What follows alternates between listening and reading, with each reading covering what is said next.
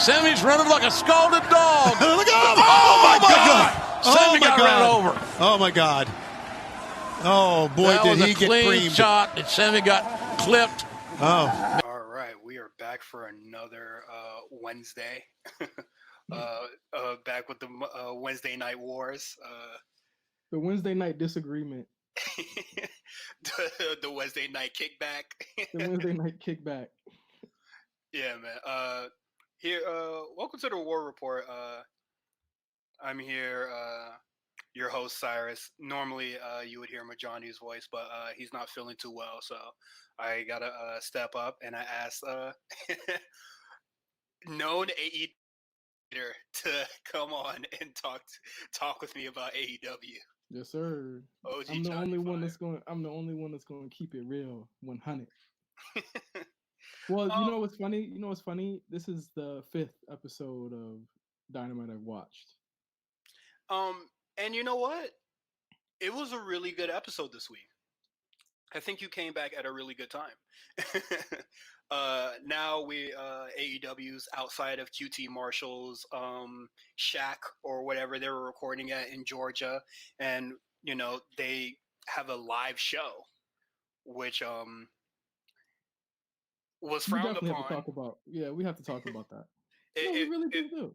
No, like for real, it was really frowned upon. Nobody wanted wrestling to happen at all, you know. But AEW has a live show, and it was good. But the same energy wasn't kept when Mania went on and stuff like that. Yeah, it is. You know, and we talk about this a lot. Like, there has to be, if you got to be on one side. And the thing about it is, one thing I will say, the energy was kept by certain people. Some people were just like, well, I don't know. Seemed like a good crowd. Like, there shouldn't be a crowd. There's children there. Like, Yeah, let's talk about that. I think for I'll certainly bring it up during the Nyla Rose match, but Dynamite starts and we get Cody versus Joey Janela. No. not a big fan of Janela. Definitely hit or miss with Cody Rhodes. I think the last time I really like sat and watched the Cody Rhodes match, it might have been on Dynamite. Can't remember which one it was, but I don't think Cody can like carry matches, but I think that he delivers just enough bells and whistles for it to be manageable. But he managed to really put together something solid here with Janela, who I'm not a fan of at all, and he picked up the win here. Yeah, Joey Janela comes back. You know, a lot of people have been on like a weird hiatus or not really on the show due to, you know, having, you want to have like a lack of have a lack of talent due to, you know, the current circumstances of the world right now. But Cody is working on his momentum before going into a match against Lance Archer. Well, he got his momentum. Shit. Yeah. You know, I didn't really think this match necessarily had to happen. You know, there could have been a face off, but we get a different face off. Why do he keep beating? Why he keep beating people, bro? He's in the finals of the tournament, man. That's just how it goes. Yeah, I like personally, like when we were talking about this way back, I didn't think Cody should like really have gotten this far, but I don't really think I don't think AEW is good at keeping a secret. So we kind of knew that it was going to be Cody and Lance Archer dead from the start, and you know, it is what it is. But yeah, man, this was an okay match. They're gonna have it's gonna be Cody and Lance Archer for the TNT title. I'm still. Have you seen a picture of the belt? I know there was like that parody. It wasn't real. It wasn't. Yeah, real. I know that wasn't real, but like, has anybody like has the title been like leaked or like shown yet? No. I'm really curious to see like what the title looks like. It'll probably be tiny. I don't like their belt designs. I think that like the passable one is obviously the championship belt, but that looks like the IWGP belt. I don't like the women's title either. It's I bad. think it is like somebody pointed out and they said like it looks good on Riho, but nobody else. Yeah, because she's like very petite and tiny, and that's a tiny belt. But like that's Yeah, not it to looks say normal like size. yeah, it's almost like they made it for her. But like around Nyla Rose, it looks It's a like baby belt. yeah, it looks like a and prop. and not to make fun of like Nyla Rose's size or anything, but the belt looks like they skipped out on some money. Like for the main belt, probably 5 G's for or whatever, whatever money or whatever, and then the women's belt was just like, all right, how much money you got left over? All right, let's do it. Like there's a lot more leather than silver or gold on the belt, but yeah, at Double or Nothing, they're gonna have their match, but finally, Nyla Rose comes back. She has a squash match. AEW has been doing a lot of squash matches lately. She squashes Kenzie Page. I'm not really familiar who she is on the Indies, but she does she does okay. She doesn't get too much offense if anybody was worried about that, but No. Nyla Rose bodies her shit. How do you And feel about that? I like the case drama surrounding that jobber match he had. um I definitely think Kenny definitely gave him like far too much. But I don't think I like you remember in the group chat I said like when was the last time like the V trigger even meant anything? Yeah. And you're just like it hasn't in like years. So Yeah. like I don't think this is the time to like reestablish like the V trigger as like a a viable signature at this point, especially since since it's kind of like whatever the running knee has always been a thing, but like since it's been dubbed the V trigger, like everybody's been doing it, so it's kind of like watered down. So it's whatever. Yeah. But they still haven't signed that dude. So I do think it's weird that like Kenny gave a lot to this guy that they didn't sign. And Seems like that might have been like Kenny's friend, and then he wanted to try and give him a lot, and then the other guys were like, "No, he's a jobber," and then they didn't sign him. I'll be interested to hear the backstory behind that one day. oh yeah, in a book of some sort, or just like Kenny Omega doesn't really do a lot of interviews. That gets traction. Like if he's doing interviews now, like I don't really know about it. But yeah, I would like to hear a lot more about it. Definitely gave him a little too much, but it's in the past now. Yeah. Like people that are upset about like Kenny Omega not like being at the top right now. Eventually, it's gonna happen. So like, Well, I saw, and I hate to get off the subject here. I mean, obviously, this is my fifth Dynamite, so that just shows you my level of investment in this company so far. But I saw Robert O'Neill. Shout out to him. He said that he feels as though shooting Kenny to the top was a bad idea, or would have been a bad idea because no one from America knows him. I agree. I absolutely agree. But if you built Kenny the way that you built Adam Page, and then you put those accolades into it, the New Japan stuff, or even just the worldwide stuff, the fact that he was their hottest free agent that came to the company before Moxley came, you know what I'm saying? Like that's a story there, like that was a story. It's like yes, absolutely, he was not as known as Mox is, to the world, but I think you build them the way that you build Adam Page, and the thing about it is like now Kenny's on the show.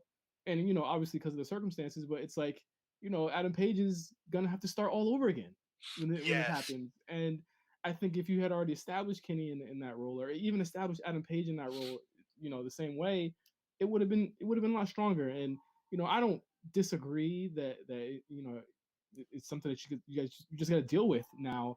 But I definitely think that Kenny Omega is the strongest champion you could get. Like he's my favorite wrestler in this company, and I don't really enjoy a lot of the people on there. I'm not gonna lie, like it's not okay, but this isn't gonna be all shitting on AEW. Let's just clear it up here. I like this episode, but I still think that like he is by and large the one with the most upside next to Adam Page to me. So I'll say yes. Also, bringing up that Adam Page is like disappearance. Like when he was at his he was literally at his hottest after the Young Bucks match, and now we can't really blame it on AEW, but he's like before wrestling shows have been kind of like shutting down in masses. Like he was very open about staying inside, washing hands, and all that. Like I think he's taking this like Corona shit very seriously, and like maybe like I don't really know, like maybe he is immune compromised. Like we might not know that. But yeah, he's been taking it very serious. So like maybe they probably even asked him to be on the show, and he was like, "Fuck no." Yeah. But now that Nyla Rose is back, now we just have to wait for Adam Page to be back, because they're probably my favorite two in AEW going on right now. And I think before the match with Nyla Rose, they play a video package where they basically just say, "Here's your top two contenders: Karushida or Britt Baker," and matter of if, it's like a matter of when. So at this point, shit, whenever the fuck that happens, it happens. Like I don't know, why wouldn't you schedule a match or for Double or Nothing, or probably have another one, number one's contenders match. Actually no, you don't even have to. Do you Karushida feel already beat Britt Baker. They announced a lot of matches on this episode. Do you Mhm. feel, and we're like what, 3.5 weeks out, 2.5 weeks out? Yeah. People would usually shit on NXT for doing the same. What do you feel about AEW doing it this way? AEW is very shitty at keeping a secret. Like, if there's anybody that's like kind of new coming into the company, or like, if you have an AEW watch, just have your, just look for who's gonna be on fucking Talk Is Jericho. So like, like the secret kind of gets out the bag. I don't really think it's that big of a deal, like for them. Like I just think for the women it's weird, because they really like what would it be, like they hold back on that. Yeah. And it's just like, we don't, like, you could play that video package, but like Hikaru Shida already beat Britt Baker a couple weeks ago, so like just announce the match. Like instead of playing that video package that features Britt Baker, maybe Nyla Rose goes like, "I see you've been running shit, but now I'm back. Now I run this place," like she says in the match, like, "This shit belongs to me now. And if you want to show that you're big and bad, I'll beat you again." Or I think she won the first time. Well, like definitely should have announced the match already. But then we get a promo from MJF. A lot of talking just to say that he'll be back next week. I'm not a fan. That's it. Continuing on. I am not a fan either. I don't really know what MJF is going to be doing when he comes back. Like, he's going to have a match against Jungle Boy, but like, Why? probably should have held off till like the TNT championship is crowned or whatever, and like maybe Cody wins, and then MJF comes back and be like, "Hey, I beat you already. I want a shot at the title." And wins and losses don't really mean shit. It just MJF just has to irritate him. It just feels weird, because it feels like Cody's in like 8 different feuds. Yes. And then when MJF comes back, he's going to be in a feud with him possibly again, and now he's got Lance Archer, and now it's still, he doesn't like the Inner Circle, and it's like he's in like 8 different feuds, right? It's very weird. Sometimes I do like it, because then you kind of see like stuff kind of like gets woven together. Yeah. So Cody doing this whole thing with Lance Archer and Jake the Snake, but then like lurking in the shadows, or lurking in the limelight, really, MJF is like, kind of his next roadblock if he, gets that title, But if Cody doesn't get that title, I don't really know what MJF is going to be doing when they come back. Also, I don't think they want to do that feud again so early, because it just happened in like February. But it's Dynamite, so anything goes, really. Sean Spears vignette. He is challenging Dustin Rhodes to a match. Who cares? Moving on. I'm telling you, there's a lot of moving on. Moving right along on this show. Like, this is a really good episode, but there's just like, okay, like 2 dudes that lost in the tournament, and they're just like, Sean Spears got pinned off a figure 4. So he already got egg in his face whenever I see him. But now you're talking crap about Dustin, who lost against Lance Archer. But you also lost your match. And he kind of like he kind of makes a dig at like, oh, why didn't like Cody come and save you? Or, you know, Cody had the towel, like the white, like, did we see the same match? Cody had the towel in his hands, and Dustin was just like, no, don't do that. Yeah, really weird. So what's the point?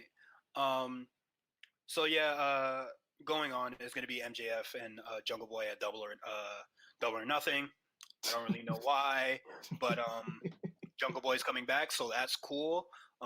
Because throughout the weeks we only seen Marco Stunt get jobbed out by the 2 new signees, and I think that's funny.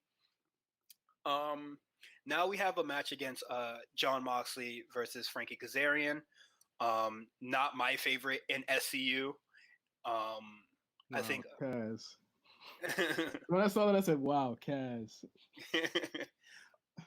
Got a lot of time for this match. I see. Yeah. This match went long. You saw a little bit of MMA badass. Mox here. I don't like the MMA thing. I prefer, you know, kind of like wild or like reckless deathmatch kind of Moxley, like him trying to do this MMA stuff like fresh off his like match against Jake Yeager. Let Jake have the MMA. You know, I know you trained under the MMA guy, but like I like to see wrestler, you know. But I mean, all around, I think, and again, this is the type of thing that you want to see from the ex-WWE guys, is them working with new styles, and that's what I enjoy the most. I think Mox's best matches come from the guys who have really good styles that have been defined in other places. Your Omegas, I mean, even in New Japan, your you know, all of the matches he had there, the Shingo match, man. The Shingos, all that stuff, and I think that Kaz is someone who is kind of like a ring general for the Indies or the, you know, the underground. And I think that he was able to get a lot, but he also gave Mox a lot to make him look dominant. I think that if there's anything that I will not complain about is the booking of Mox, even if I don't think that like all of the stuff hits for me. I thought the Jericho match was extremely underwhelming. Yeah. But I thought that, you know, Kaz gave him a really good match here, and I really enjoyed it. I thought it was up there. If I had to compare like the two shows right now, I thought that it was in the top 3 of the matches that happened on Wednesday night. Okay. You know, top matches of Wednesday night. I think we might have to implement that in. I like that. Yeah. But so we're seeing Moxley kind of do more MMA stuff. Do you think that he like kind of stays where he's at, or he gets a kind of like deeper in, and then we see more of like a catch point wrestling kind of Jon Moxley? I hope we never see that, because that's not enjoyable. I don't think that's like enjoyable to the normal fan. But I do think that, like, you know, he's got a movie now, and I think that's why he's doing a lot of that stuff, because of the kickboxing MMA movie he's got out now. True. But you know, I think, you know, all in all, I mean, you know, he does. It's not too grating. It's not like he's never going to be Matt Riddle, you know. But he's like enough, he does it well enough that that it works for him. So he wins, and then we finally get the setup for what I felt as though it was like, this, you're doing this in a 3-week span. Like, he had no storyline, and now it's like, also, I think this is super undeserved. Yeah. I like he skipped the line, right? Am I wrong? Or well, like, if in terms of like wins and losses, like all he did was like beat up jobbers. Was he on the score? I don't follow the scoreboard. Oh, I haven't looked at the scoreboard in a really long time, but like I think like he's undefeated for sure. He's undefeated right now. But like with like 3 wins, so I guess that puts him at the top. But like he beat up random jobber, and then Marco Stunt, and then Lance Archer also beat up Marco Stunt, and like Moxley is gonna be his first actual opponent. Right. Maybe instead of Cody facing Janela, maybe it should have been Brody Lee. So, he kind of has like a definitive win under his belt of some sort. Because really, all he did was like beat up jobbers. Yeah, I've seen the jobber stuff, and I was like, I thought, here, be clear here. Brody Lee as Exalted One, it hasn't hit for me, and I think the stick stuff, it hasn't hit for me at all. I think all the ex WWE guys, they kind of like debut the same, just in different ways. And I thought his promo here was solid, but again, please enlighten me if you will, because you watch it every week. Has there been any signs of him going after Mox? Have they been looking for Mox? No. After Moxley beat Jay Hager, I believe, he was just like, anybody that want it, come and get it. And then, kind of like an open invitation kind of thing. But it's just like, and then Brody Lee was just like, all right, this is like my time. But it's just like that makes sense. But at the same time, like, I just feel like there's much better deserving guys. Like, shit, fucking, could have Darby Allin again. Shit. Darby Allin would have been like, oh, open invitation? Yeah, fuck it. I'll have a match with you. Yeah, no. Yeah. I have way more credible matches under Brody Lee. Like, all Brody Lee has done so far was beat up jobbers and then, like, vignette. Yeah, it was just weird. It was just weird to me because I just from hearing things on the interwebs, I didn't know that Brody Lee was next up in line, but people seem to be very positive about it. But I don't know. like maybe if he had one match against somebody, maybe if he had the match against Frankie Kazarian, maybe if he just had a match against somebody else, like somebody credible under his belt, then he challenged Moxley, and I'd be like, whatever, fuck it, so what? But like, all he did was like beat up Marco Stunt and a couple like people that are not signed. Yeah, I don't know. It was just really weird. I had just thought that he was like they had set this up, and it just came out of nowhere. So. Yeah, and once again, two ex-WWE guys are gonna go for the title. Yawn.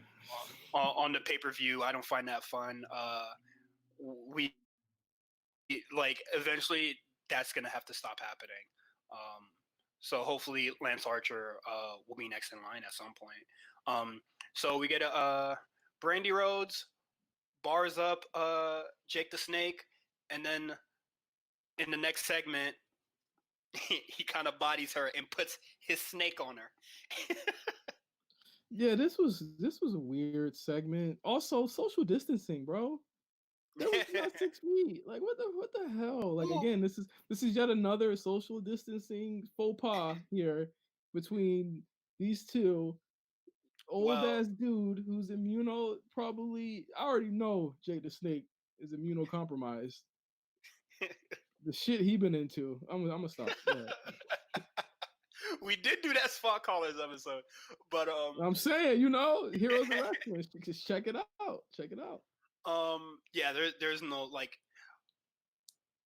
no social distancing at all in this episode, and I think that is very reckless of them. And I know people are going to be like, oh, why are people like harping on this so much? Because literally thousands of people are dying. That's why.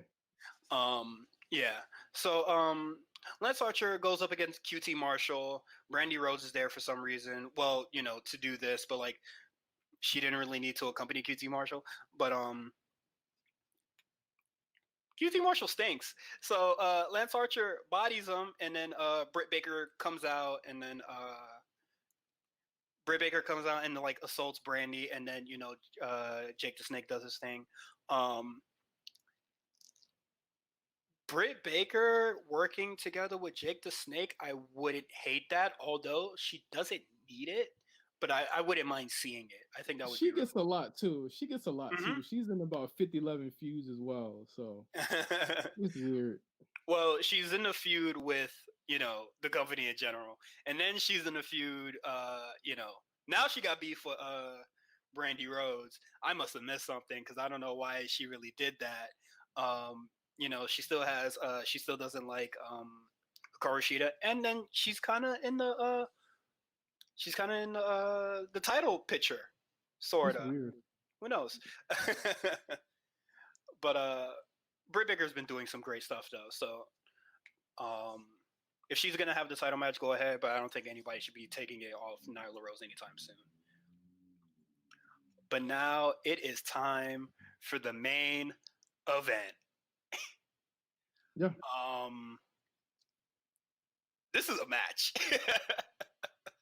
Yeah, it's the longest match on the show. Once again, I think every single AEW episode I've seen so far always ends in something like this. Oh, every episode.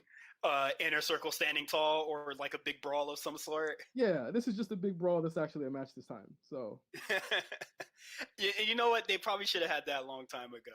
I think I think we're still supposed to be doing the blood and guts thing. when? So I don't know. Or like that big basically like the War Games match. Just cancel that shit, bro. What are we doing here? Yeah, hopefully they still like have the War Games match like next month or something. But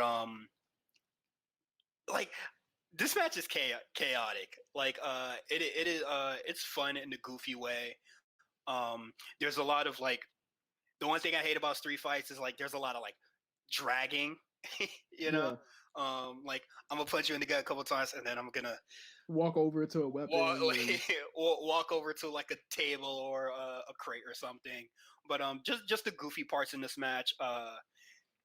Matt Hardy running over Jericho and Guevara with the damn golf cart. I don't know why Sammy Guevara decided to block the golf cart with his head. Yeah, a lot of chicanery. Hager comes out at one point, which I'm like, I can't believe he's still even employed. The inner circle guys come in, and then it's basically over after that. Like the number games are too huge, and I'm just like, if we're not really giving a fuck about the social distance stuff, where's the Bucks to help them? You know, where's the elite allies to come through and help? Like we're like sort of good guys that wants to stand up above evil to help out Matt Hardy and Kenny Omega. Yeah, very, very, very, very weird stuff there. I saw kids, I saw people, but all throughout the show, I saw wrestlers ringside, of course, but I saw people like wearing the mask half on, half off, loosey goosey style. Yeah. Just a lot of weird stuff, and I've seen a lot of people saying that the fact they added a crowd, added something to it, and I'm like, okay, y'all gonna love it until someone tests positive. Yeah, and it's the same thing with WWE. They're WWE and AEW. They're walking a really fine line, and like, of course, we're watching week to week because this is like our, for some people it's their comfort TV. For some people it's just what they've done all their whole lives. But when that reality gonna hit different, and I think they're walking a thin line, and you can test as many people as you want. It just takes one. It just takes one. It takes one patient zero. And again, cross my heart, like we're blessed to not have had anyone that has been active test positive so far. But at the end of the day, it's like you don't want to take that risk, and you don't want to put your wrestlers at risk being around it. And seeing that this match is like, I know you want to give them give people the illusion that everything is okay, but I feel as though like this to me is even more of a spit in the face, as like Mills talks about it a lot, the Cody speech when they first came back. Mm-hmm. To the no crowd stuff, kind of just saying like, we're not going to sit in the house and be afraid of this. And it's just like, okay, don't play with this stuff. And I feel like this is more of a like, hey, we're gonna make you feel like there's nothing going on. Like, no, absolutely, if anything, these empty arena, halfway full arenas are proof of what's happening in the world right now. And Mhm. I think that they both need to just stop playing with it. They need to Yeah. just stop playing with it like that. I forgot to mention it during the Nyla Rose when we were talking about the Nyla Rose part. But at the end of Nyla Rose's match, she kind of like looks onto the crowd, and Britt Baker and Hikaru Shida are there, and then you get a pan into the crowd, no gloves, only one person has a mask, and he doesn't even have it on properly. Um, yeah, man. I said it a couple weeks ago. I do think like they need to stop having people ringside, but I think AEW is so very like crowd energy dependent, Yep. or Because like you see, they as really need soon as that they had a noise. crowd, yeah, like because you see, as soon as they had a crowd, everybody's like, "Oh, that was the best Dynamite in weeks." It's like, Yeah, yeah, because they're dependent on this type of stuff. It don't hit without the crowd. And you say whatever you want to say about the we're not even gonna get into that, but like they've you can say they've built out a formula where that the crowd don't really matter. mhm, They're gonna do the match that they're gonna do. These matches they do in AEW, you need a crowd for the street fight. It yeah. wouldn't have hit. It would not have hit. And I don't think that they have the production values to do a cinematic match like WWE is gonna do this weekend or like they did at Mania. I just think like wherever the hell the close set they were recording at in Georgia or whatever, just I've always been like stop, Yeah. stop doing that. And then when Jericho was on commentary he would like comment on the crowd energy, or if somebody's being booed or not, and it's just like, all right, like yawn, like you like basically the crowd is all plants, so it doesn't really feel natural anyway. Yeah. Um, but yeah, But, man, but then you get Pineapple people Pete. saying, they tried. What is this Pineapple Pete thing? I don't get it. What is it? There's just some guy named Pineapple Pete that Jericho just doesn't like, and he's been at ringside at every single Dynamite since this coronavirus thing. And I'm just like, if anybody's gonna get it, it's that motherfucker. Sure. Like, I think Britt Baker, Hikaru Shida, the Best Friends, and Pineapple Pete have been like ringside for like every single show, if not wrestling. Um, I've always thought like they should. I always thought they should eliminate the crowd thing, but they said fuck me and then double down this week. But we did say a lot of but I did think this was a really good episode of Dynamite this week. I thought it was much better than a lot of the stuff that's been going on in that closed set. It was solid. It was solid. Yeah. It was definitely solid. I think that the winners here, to me, were the Mox match and the main event. But I think that again, my issue with this show remains that there's a lot of fuzz in the middle, where it's like I'm not really into a lot of the promos. I'm not really into a lot of the. And here's the thing: I wasn't into a lot of the talent on here on the indies too. So it doesn't change my opinion here either. So it's like if I'm not into Janela in the indies, I'm not gonna be into him here even more. I just think like the promos, like MJF is making his return, and I understand why they're giving him so much promo time, because like he is an integral part of Dynamite, like whether if you hate him or not, like he's very important there. But I think the Shawn Spears and Dustin Rhodes thing, yawn. Put Penelope Ford or Kip Sabian there, because I forgot to mention that she was also in that video package that talks about possible contenders. So like maybe we get a Penelope Ford, she gets to like really speak for herself or some sort without the company of Kip Sabian of some sort. But yeah, just those are just like whatever to me. I thought the Brandy promo was okay. I just thought it would let up like after. It was just like you kind of barred them up, and then you ain't follow through. it's again weird decisions on the pro. Like there's a lot of fuzz in between it. It's like I agree that to a lot of people it feels like a TV show, but if a lot of the skits, so to speak, on the show aren't hitting for me, it's like on AEW who you're gonna get some fire from every week. You're gonna your results may vary with Cody, but generally people seem to like him a lot. Kenny's always gonna deliver. Bucks are always going to deliver. It's always that core group of 6 that's always going to deliver. Brody hasn't had a chance. Lance Archer is going to have a chance with Cody. You know, they're gonna be in that mix, but it's always going to be those 6. You know, and maybe add in Pac or somebody else, but like it's always going to be them. I don't even know where Pac is. Like, does he officially live in the States? Like, he's probably. I wouldn't imagine not, right? Well, like he's been with the WWE for a really long time, so I wouldn't be surprised if he has a house in Orlando. Because I knew he went back. Yeah, I don't know. Who knows? Let's go to NXT. Yeah. Speaking of Orlando, we go to the PC, and we're gonna talk about NXT. So watch how Justin's tone changes wildly talking about this episode. I fought with this episode. Well, I mean, I watch it. Listen, like people can't knock me here. I watched NXT for almost 5 or 6 years.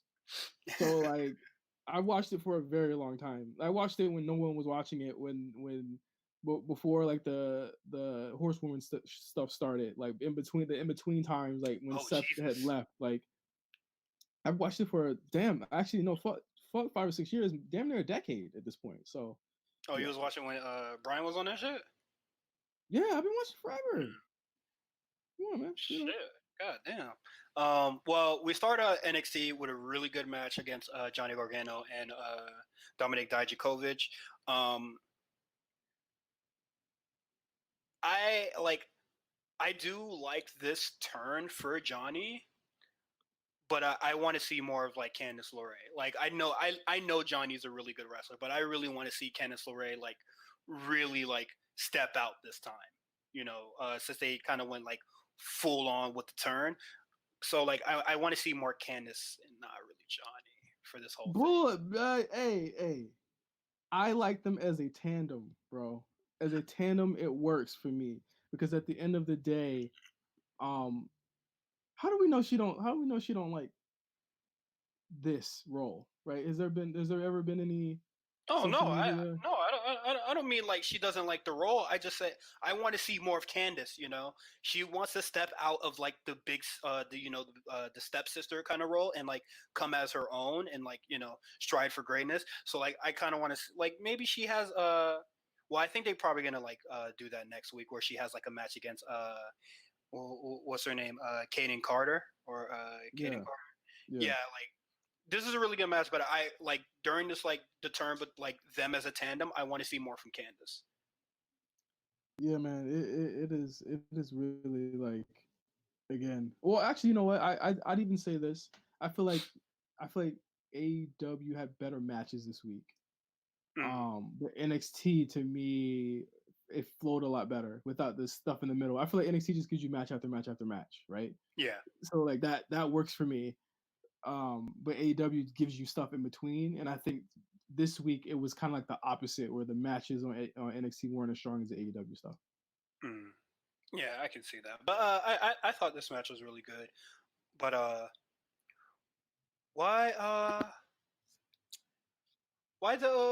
what's next for Dijak here? I think they're going to continue this. Oh, you think they're going to keep going? Yeah, I think they're going to keep going. I think they. Here's the thing: it's either you shit or get off the pot with this guy. It's like you either give him a strong win against someone, or you call him up because he's been there for a while. Yeah, and I think that like you don't want to keep him there too long. He's been beaten by Keith Lee to the ground every single time. You want to get him away. I can't think of a better person for him to face than Gargano. But the thing about it is, why do you want to debut him against the new heel Gargano now? And I get that this was to establish the new heel Gargano. I get that. But at the end of the day, he should have went against the jobber and then built up the Dijak. I felt like this might have been a little bit too quick. And then you've already given us the match. And I think that like if they do it again, I have no doubt that Dijak will be able to go off. But I think that, again, you've given away a lot of the spots that they might bring back the next time. Yeah.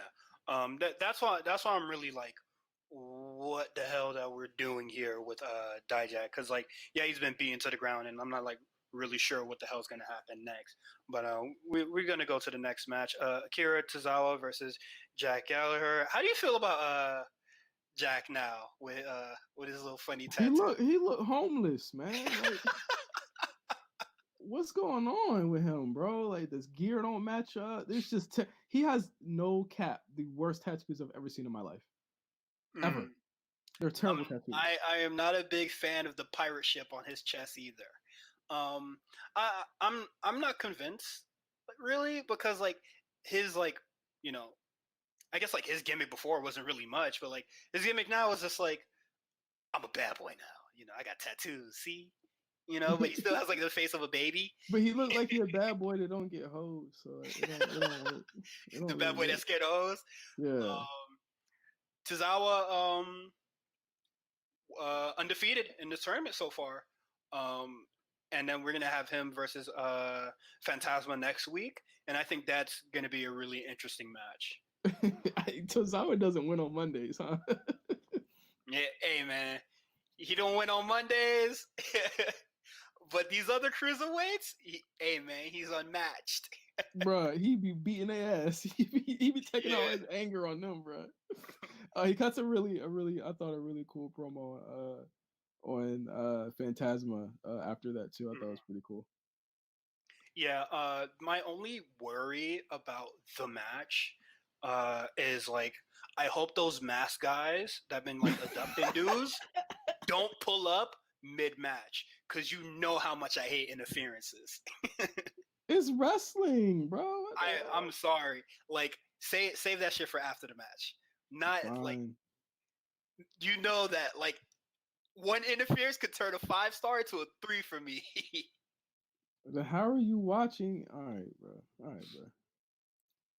I hate interferences. But speaking of interferences, we have Chelsea Green versus Xia Li. Hey, with that broke ass motherfucker Robert Stone driving an Altima, bringing her out to the. I thought there was some really interesting stuff here. I love again that there are at least 3. Count them 4 women's storylines in NXT right now. That's crazy. That don't involve the belt, which is crazy because when Charlotte has the belt, you're only allowed to be this tall to face her. But there are 3 or 4 women's storylines, and one of them being Xia Li and Aaliyah. And it seems as though now Xia Li and Chelsea Green and Aaliyah are all against each other. Don't forget, Shotzi Blackheart is also a part of this. Yes.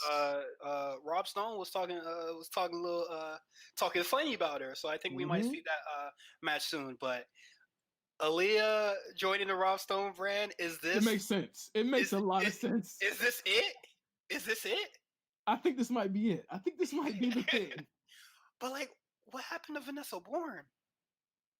She's social distancing, bro.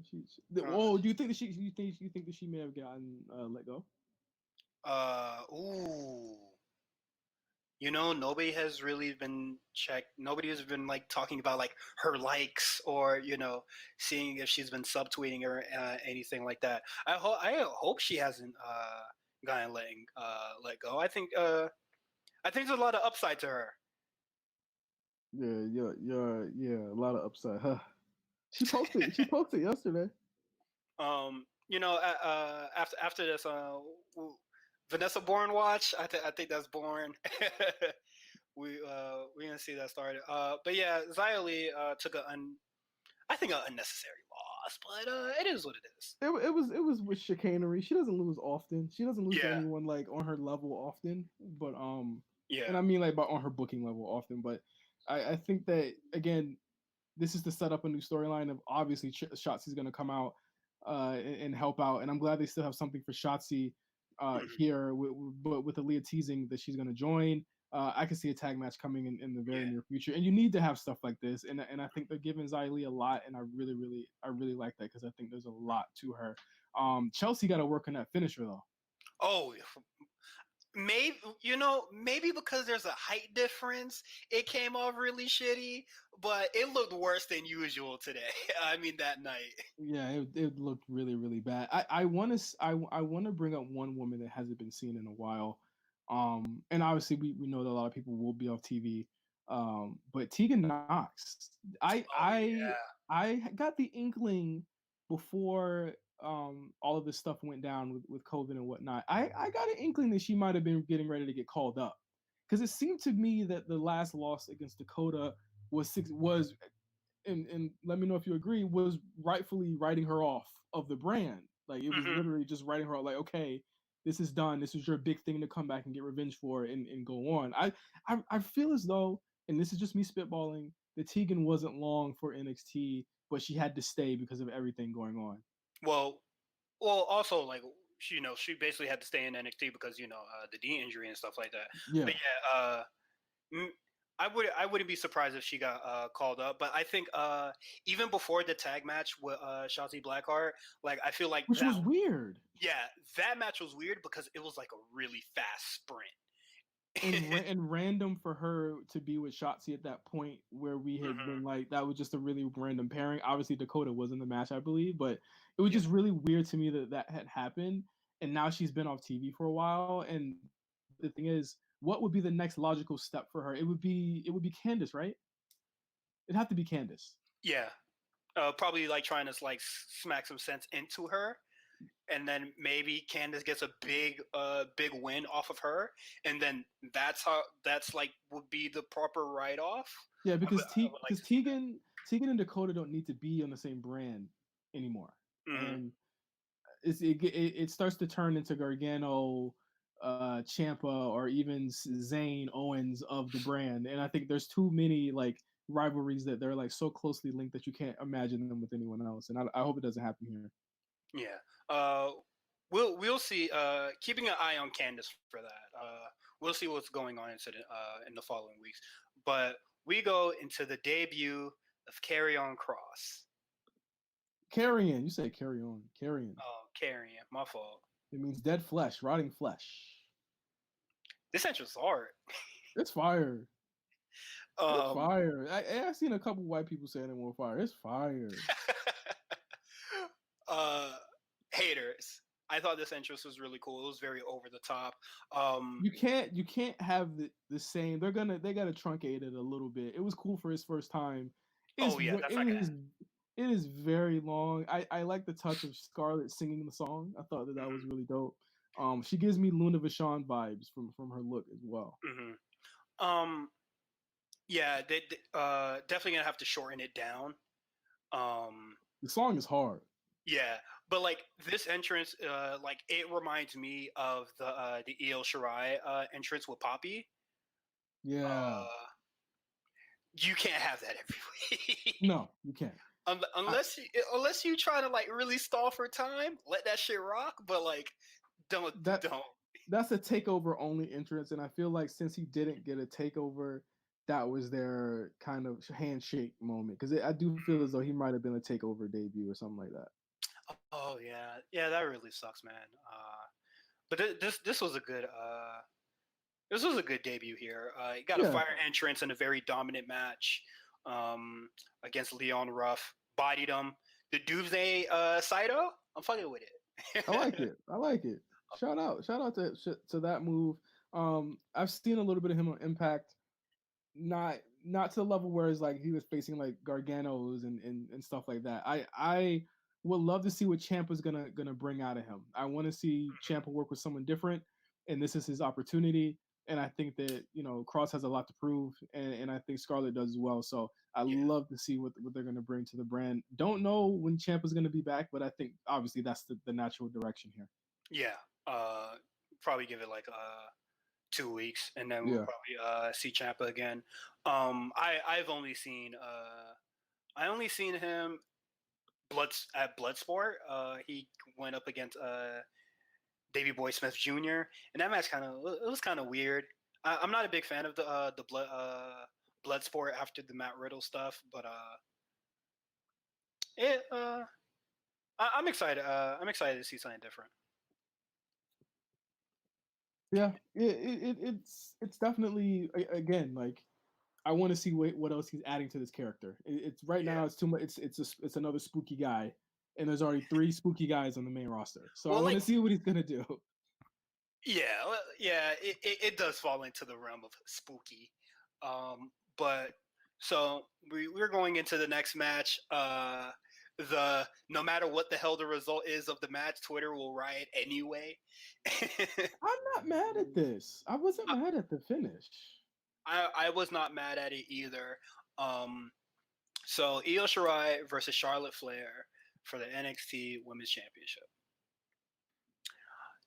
Say what you will about Charlotte, but she's on NXT playing this very heel, shitty character or whatever.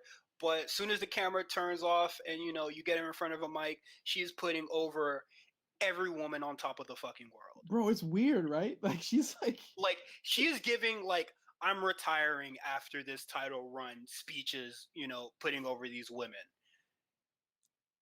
It's very it's cool because I you can see that there's a lot of reverence or at least you know it seems to be a lot of reverence for all of the women she's working with. And it also seems to me she only wants to work with 3 of them. So yeah, it's very I'm handpicking my opponents, and then Charlotte does, she calls it disqualification. The match is great, the match is fantastic. Io Shirai, do you think Io Shirai took her to her limit and that's why she cheated, or Charlotte was just like, "Fuck it, I'm done." It was a run back to Survivor Series where she couldn't beat Ronda, and Ronda was pulling out everything. Yeah. And then she pulled out it was a callback to that spot. Okay.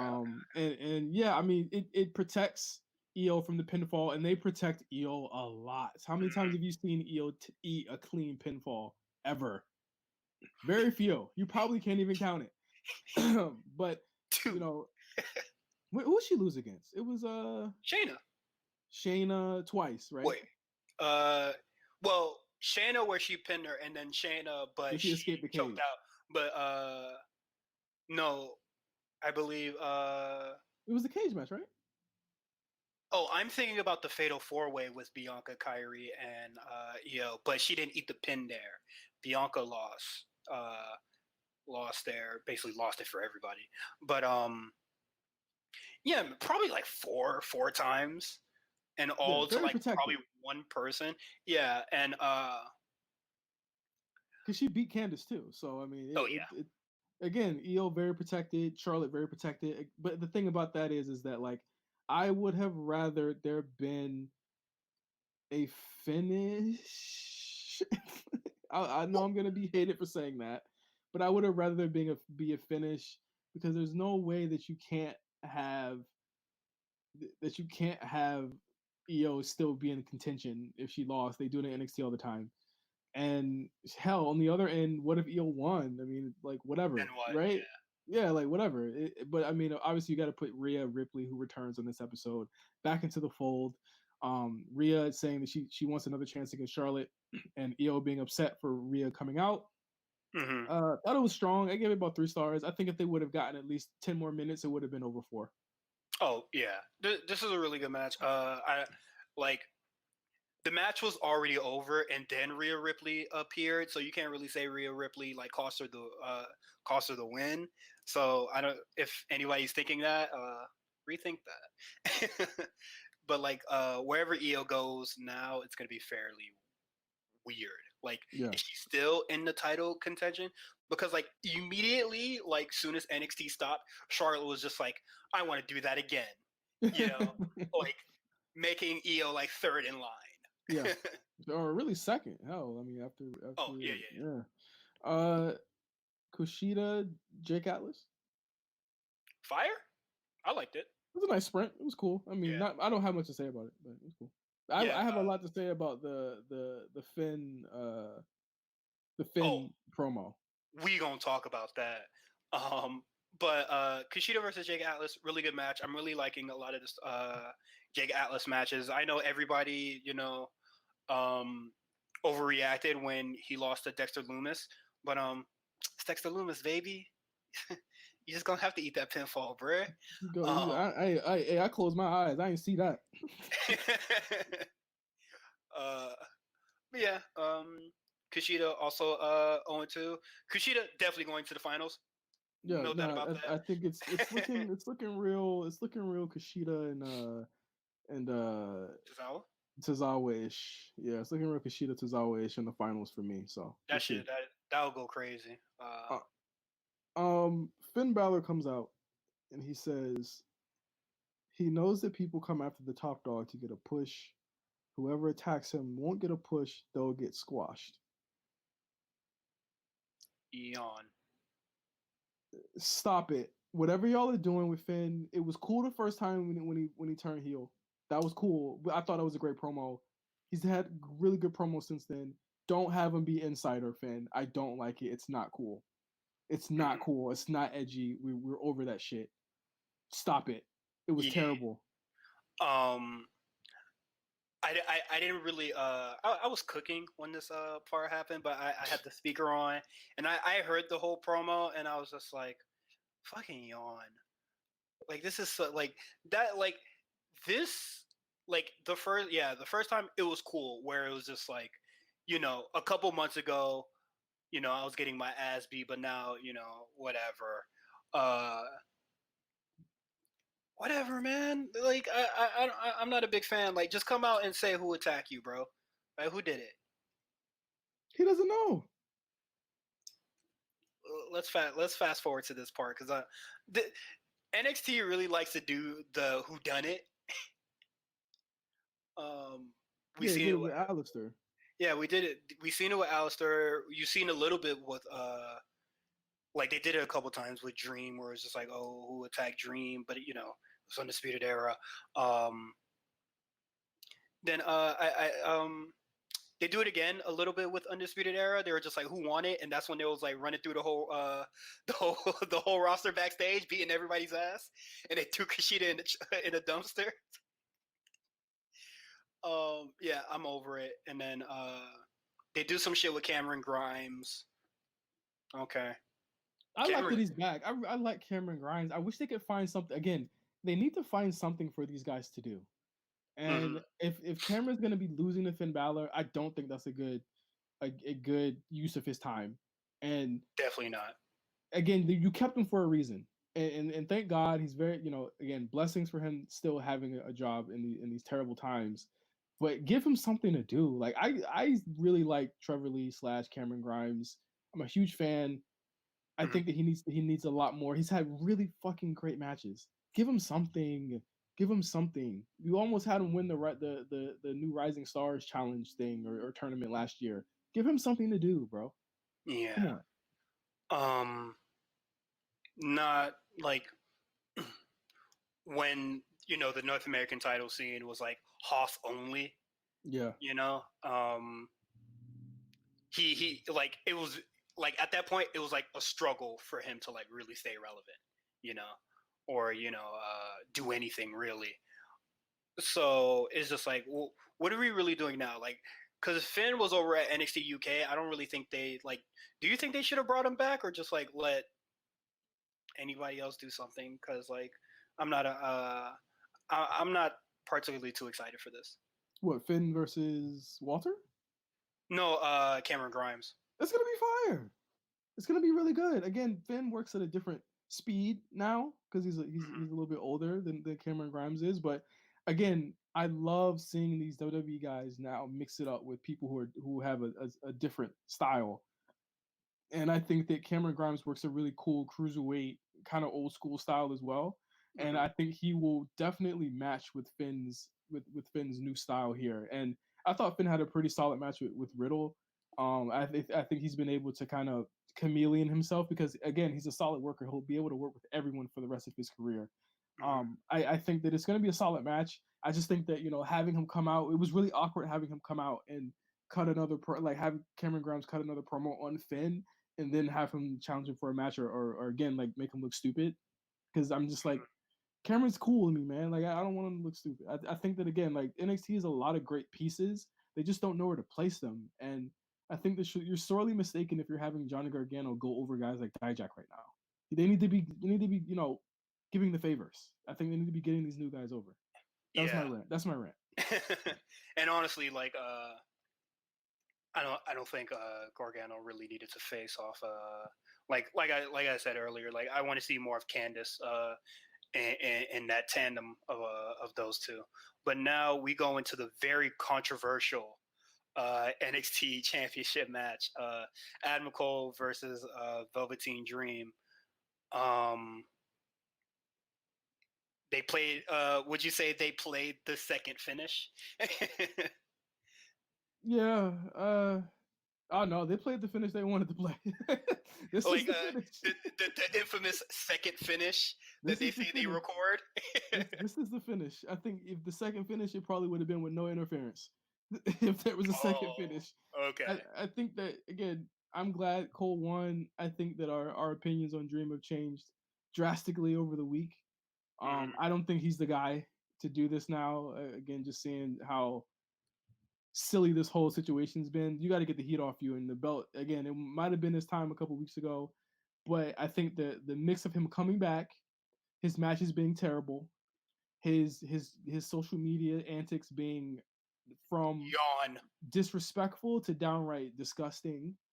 Um, all of that stuff happening, he's fallen out of favor with a lot of people. I'm glad Cole still got the title.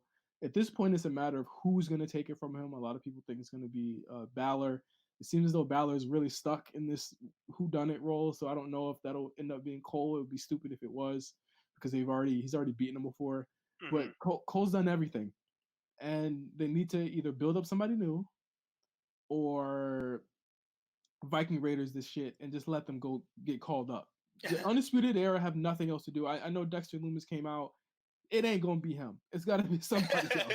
Well, it's not gonna be. It's not gonna, what makes you say it's not gonna be Dexter Loomis, bro? It ain't time. I think that you wanna build that up a little bit more. I do Yeah. like what they've been doing with him as far as giving them a stopgap opponent, but he's not the guy. And I think this left me with more questions than answers.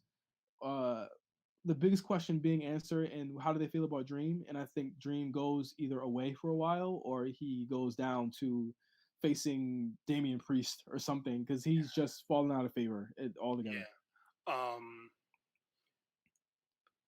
I guess like we kind of, they say there's an ongoing investigation that's kind of taking a while. Well, I think that I don't want to Yeah.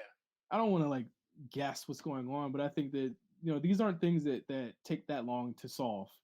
So Mhm. if we want to get a verdict on Dream, if he's not gone by now, by the time this show comes out, then something happened or there was some proof that came up that made them either see that it wasn't the truth or they're doing something deeper and they might be doing something else with it. There's been no criminal charges put out, so we can't really guess what's happening at this point. Yeah. So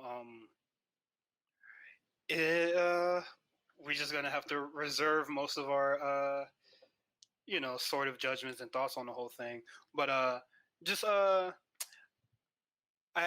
forgot to mention at the top of the episode because I want to just get into Dynamite. But in the trenches, we got what is it?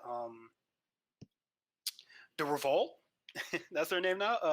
Yeah. The Revolt on Talk Is Jericho.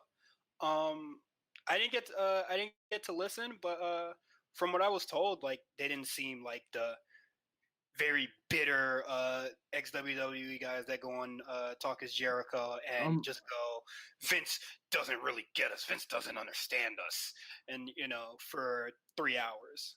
I was half right on my prediction. They did go on Talk Is Jericho. They did Mm-hmm. not whine. It just turned out to be.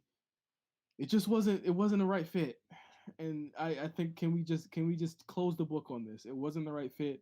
They've even been online going against fans saying trying to start AEW versus WWE wars in their mentions. They've even been saying like, hey, chill out. Like we're all trying to make wrestling better, and Mm-hmm. um again, just we can close the chapter on the Revolt. You don't got to see them no more in WWE. You don't got to follow their tweets anymore. They're gone. Let them go. I think you'll be watching a lot more of them on your Wednesday night, Cyrus, pretty much. But they're gone. So Yeah. cool. It's over. Um, I just read a bullet point where it said like WWE didn't think they wanted to actually leave. They thought they were like using like the release thing as a bargaining tool, and they sort of did. Yeah, I'm pretty sure they did. I mean, again, I gotta go with these like wrestler interviews with 50% true, 50% cap, because we walked around thinking that CM Punk episode of Colt Cabana shit was just like the great. It was God's gift, and then it turns out it was a whole lot of cap after the fact. And I gotta walk into these interviews a little bit differently now. Like I give them I gave like you'll give Punk the Dr. Aman stuff But then when the other stuff came out, it's like, all right, bro, you capping too hard, bro. Like it's 50-50 on all of these, on all of this shit, man. But yeah, I'm kind of shocked that they're not. I thought NWA Power was going to be a perfect fit for them, but is that shit? Is there even any is there any Power even happening? Like, are they even having taping? So I think AEW is just like the smart choice now. The Power is out. The Power is out. Yeah, the Power is definitely out. But yeah, man. Thank you for coming along. I know it's late. My bad. Well, it's late for me. I gotta go take the chicken out of the oven right after this. So. Oh shit. Okay. You can follow me on Twitter at h_visibility. You can also see everything that's happening on RNC Radio, on RNC Radio Live on Twitter. OGJOHNNY5. Most likely, you already know who he is. The most hated man on wrestling Twitter. Absolutely. I talked to Cyrus this week entirely too much. Yes. And we still have one more to go. So yeah. I will talk to you later, Cyrus, and thank you guys for listening to the War Report and listening to all of us.